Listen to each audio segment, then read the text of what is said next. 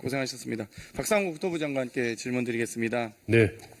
지금 명태균 씨 창원 국가산단에 대해서 방금 존경하는 김태선 의원님께서도 질문하셨습니다. 그런데 저도 국토위 위원하면서도 조정지역 확대될 때 6.14, 7.10, 8.4 대책 때 저희 사실 국토위원들, 여당 국토위원도 당일 아침에 엠바고 걸렸을 때 들었거든요.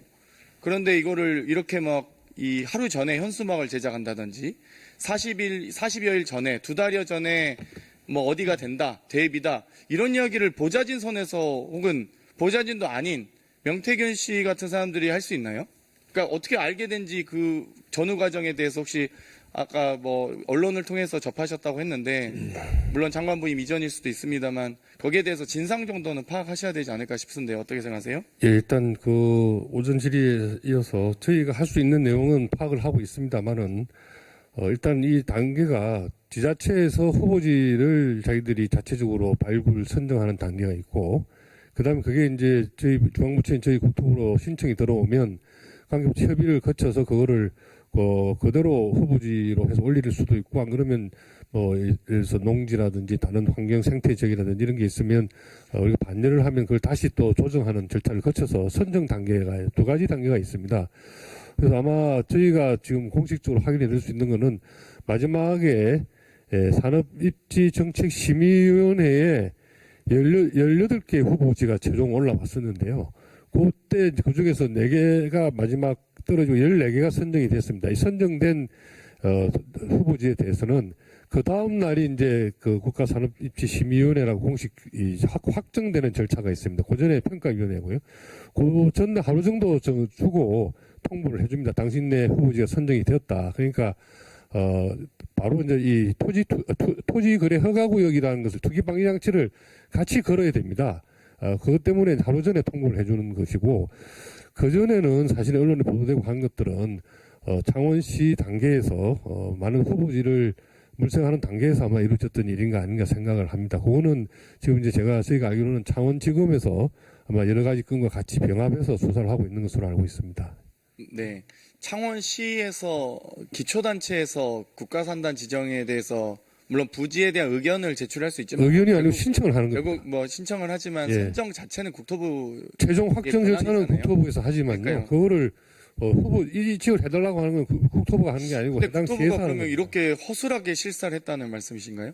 그건 아니겠죠. 실사는 사실은 이제 전문가들이 뭐 저희 지원이 갈 수도 있고 안 갈 수도 있는데 전문가들이 지자체에서 신청한 후보지에 대해서 현장 확인한 절차가 반드시 있어야 안 되겠습니까? 그러면 대통령께서 3월 15일에 비상경제대책에서 확정하기 시기 전에 그러면 2023년 1월 5일에 농림부에서 해당 부지 용도 변경 불허한 사실은 알고 계시죠? 국토부가 그것까지 포함해서 어찌되건 농지 보전 가치가 높다는 것으로 농림부 판단이었던 거 아니겠습니까? 그럼 그걸 포함해서 국토부가 검토하신 겁니까? 창원시가 그걸 고려하지 않고 창원시가 제출하신 1차 건가요? 올린 것에 대해서 아마 농림부와 환경부 등과 합의를 했을 텐데요.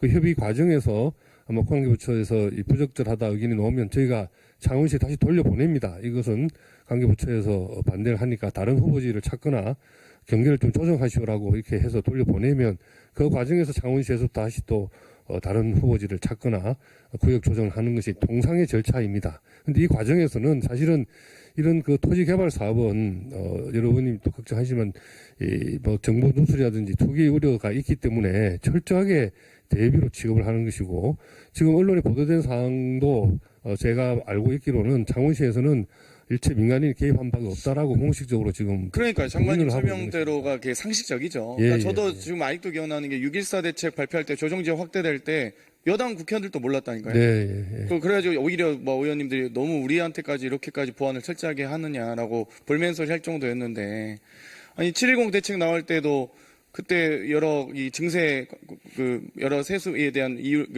증가할 때도 그거 다 비밀로 하고 다 공개도 안 했는데 어떻게 국가산단 절차를 이렇게 2달 전부터 이렇게 알고 이렇게 지내는 게 참 저도 황당하다. 그건 그래서 저희도 마찬가지로 국토부에서 좀 언론 감찰하셔야 됩니다. 근데 이거 선정 과정에서 국토부가 창원시가 외압을 행사해서 혹은 창원시가 뭐 외압을 행사할 수도 없겠지만 한다고 해서 국토부가 압력을 느끼십니까?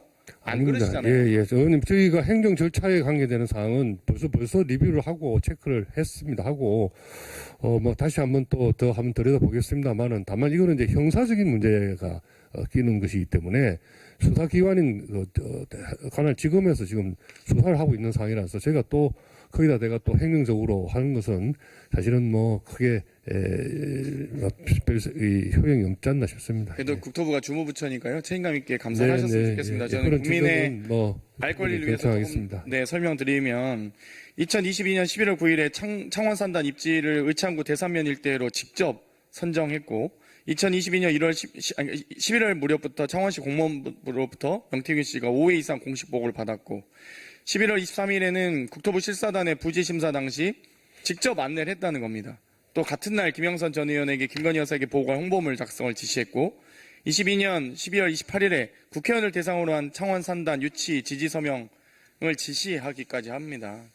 여러 가지 1월 9일 창원 산단의 최종 부지 경계를 조정하는 과정에서까지도 명태균 씨가 상당히 영향력을 행사하고 있고 실제 이 부분도 지금 창원지검에서 물론 수사하고 있지만 여기에 대해서 좀 면밀하게 관계부처 장관으로서 실사 과정, 부지 선정 과정 하나하나 꼼꼼히 좀 따져보아 주셨으면 좋겠습니다. 예, 관련자로 문건이 주고받은 것들, 이런 것들 다 확인을 하고요. 참고로 근데 창원시에서는 10월 25일자에 방금 의원님께서 이야기하신 내용을 일체를 다 부인하는 해명 자료를 배포한 바가 있습니다. 이런 내용도 저희가 행정적으로 필요한 사항들은 다시 한번 점검을 해보도록 하겠습니다. 원래 진술은 번복되는 거죠. 원래 지금 그 해당 당시 2022년에 그 당시에 녹취가 사실상 증거 능력을 보나 사실 신빙성이 높지 지금 검찰 가서 진술한 거야 당연히 본인이 면죄부 받기 위해서 노력하는 것 아니겠습니까?